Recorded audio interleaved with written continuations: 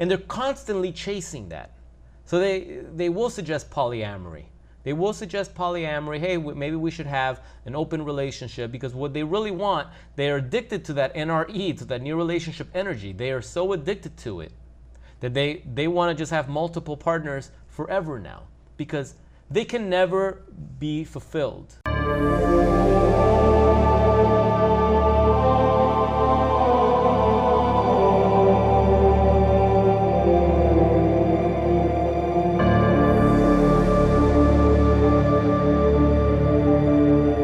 Yo, what's up, guys? Welcome back to another edition of the Psychopath Exposure Show. My name is Kira. Welcome back, guys. Hope you're having a wonderful day. Wanted to talk about what they call New Relationship Energy, or NRE. Shout out to JTJDT, who says, for those of you not aware, this is referred to as NRE, or New Relationship Energy. It is very addictive and intoxicating, and they feel high. Their thinking won't be clear until the effect is over, which can be a few weeks up to 2 years. Just depends. Some people get so addicted to NRE and can go from partner to partner once the chemicals wear off. That was in response to a video I made about polyamory with a narcissist, and there's a lot to polyamory. You can't have polyamory with a narcissist because they're liars and they're not going to be completely open. So there are rules to the polyamory world. Some don't believe that it's even real, that you can actually be genuinely in love with two people. So that I'll leave you guys to make that debate. But what I will say is the new relationship energy, that affects everybody. It just seems that the narcissists tend to be affected by it a lot more, because the narcissist, by design, it's their nature to love, devalue, discard, groom, move on to the next victim. But what they're really doing as they're searching narcissistic supply, a lot of these narcissists believe every single time they meet somebody new that that's the one. Not all of them. Not all of them. A lot of them go to some low-hanging fruit scumbag, and they're just using them for the time. They're using them for their assets until they can move on and find the better, the one. But a lot of times they believe they're generally in love with you for those first few months of the relationship. And then when they realize, oh, wait, you did something wrong, you called them out on something, you disappointed them on something. Now they realize, oh, wait, you're not the person that I had idealized you as. You're not the one that I thought. And they realize, and they're disappointed. They're very disappointed. And now they start getting bored with you, and they start fault finding. And everything you do that they once loved, now they don't like anymore. And they start nitpicking. And the more they nitpick, the more they get angry that they're with you, because they no longer have you on a pedestal. So every time they find fault in you, every little thing now that they point out that's bad pisses them off and validates, right? Validates their new perspective that you are no longer the one for them. See? It's like now they had an RAS flip, a reticular activation system, flipped completely. They used to see all the good in you, now they see all the bad. See, at the beginning, it's like they're just looking for good things, everything. Oh, we have everything in common. I love your voice. I love the cadence of your voice. I love the way you smell. I love your hair. I love your style. Oh, I love what you do. Everything just becomes this big connection. They find a connection with everything, and it's great. And it's so overwhelming. Which is why in the love bombing stage, it is so overwhelming to fall head over heels for these people, because they come at you with that love bomb so strong, it's hard to resist. But just as strong as they came with that, the devaluation can be just as strong and just as drastic. They can flip it overnight, and you sense it. That's the thing. You sense it. You can tell that something just changed. Something changed in the way they texted you. The frequency starts to slow down, and you can see it. The way they treat you, there's just something, and it's hard to explain to somebody that hasn't been through this, because they're not going to believe you.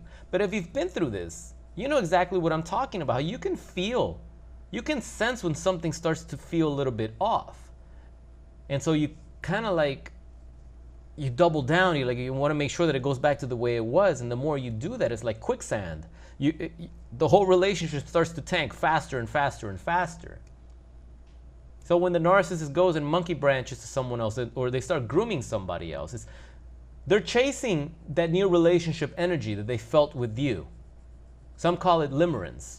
Okay, they're chasing that, and they're constantly chasing that. So they will suggest polyamory. They will suggest polyamory. Hey, maybe we should have an open relationship, because what they really want, they are addicted to that NRE, to that new relationship energy. They are so addicted to it that they want to just have multiple partners forever now, because they can never be fulfilled. They're empty vessels. No matter how much you pour inside, it goes right through. There's a hole. I was going to say there's a hole in their soul, but a lot of these individuals don't have souls. Whatever you pour in, it's going to pour right out. So they're just addicted to that new relationship energy. And a lot of people are too. A lot of people in the dating game, they're just on dating apps, dating multiple people, starting relationships with multiple people, not even being honest about that. They're lying about it. That doesn't make them a narcissist, even though narcissists tend to do that. Someone that does that doesn't make them a narcissist. You have to be careful when you're throwing out the label here. That could just be a serial dater. That could be a serial cheater. That just could be someone that's just trying to play the field, that's trying to explore, that's trying to find themselves, yada, yada, yada. They're coming fresh out of college. They're not ready to settle yet. Cool. There's a lot of people that are not ready to be in a relationship. But you got to be honest when you find someone. You got to be honest with your intentions, and people have to develop the boundaries, and they have to know who they are and what they want. If you're looking for a relationship and you meet somebody and you ask them, so what are you looking for? And they say, oh, I'm just looking to have fun. And that's not what you're looking for. You're looking to have fun, but within a relationship. Have fun with that person exclusively and build a relationship with them exclusively. You have to communicate that, and you have to know. And if the person tells you, oh no, that's too soon, which, yeah, it's too soon to talk about a relationship, but you have to make your intentions clear. Because otherwise, this person is telling you, I'm just looking to have fun. That means they're having fun with other people too. Are you cool with that? Are you also doing that? If you are, cool. But if you're the type that only wants to date one person, and even though you're not exclusive yet, as far as you don't have the label of boyfriend and girlfriend, but you're kind of like more traditional, like in the old days you would date one person even though you weren't together, you were only seeing that one person, and you would kind of like close yourself off to anybody else. You would no longer entertain anybody else. You would no longer ask anybody else for their phone number. If that's the type of person you are, you have to make that known, because you're just wasting each other's time. You're wasting each other's time. And actually, you're wasting your time, because the person that's okay with dating multiple people, that's what they do, that's where they are, they're not looking for anything, there's nothing wrong with that. That person, if you continue to date them even though you want more and they don't, they're still having their fun. They're still getting what they want. You're the one that's being hurt. You're the one that's getting hurt, because you have this expectation, this unreasonable, unreal expectation, this delusion that this person over time is just going to fall in love with you and cancel everybody else out. Now, does that happen? Sure. I mean, isn't that the idea of dating?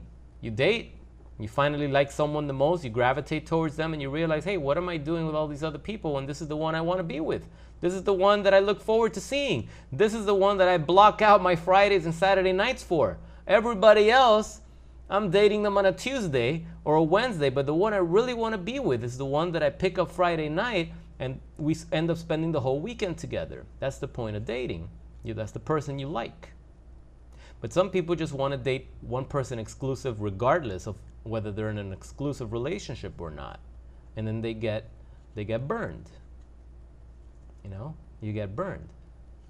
So if you're dating somebody that's just you can tell they just want to meet new people. New people is because it's exciting when you meet someone new.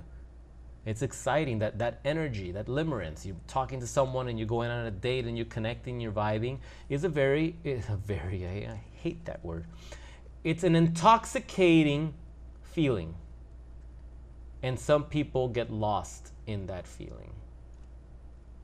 If that's the person that you're with, then you have to realize that at some point, even if they become exclusive with you, one little fight might entice them to go seek out that drug again. Be careful. Be careful out there, guys. Be careful. I know coming off of a narcissistic abusive relationship and getting back into the dating scene is not easy. But be careful. You don't have to rush things. You don't have to... I mean, who are you competing against? Who are you racing? Like, what's the hurry? Make sure that the person that you choose to be your next partner is someone that whose values align with yours, is somebody you feel you can trust. And if you're looking for something stable, some stability, might not be a good idea to date someone that's on a dating app that has like 3 or 4 dates aligned that week too. Because what if they sleep with all those people? I mean, you're putting yourself at risk here for STDs too, guys. I guess does anybody care about that anymore these days? I don't know. Anyway, leave a comment below if you've experienced the new relationship energy, or if you've dated somebody that you can just tell they just want to be jumping around. The minute you get into one fight, they leave, they go back to somebody else, and they give you that, oh, but we were, like the Ross story, but we were on a break. And I actually took Ross's side there. That's right. You're on a break. You're on a break. There was no labels. You could do whatever you want, technically.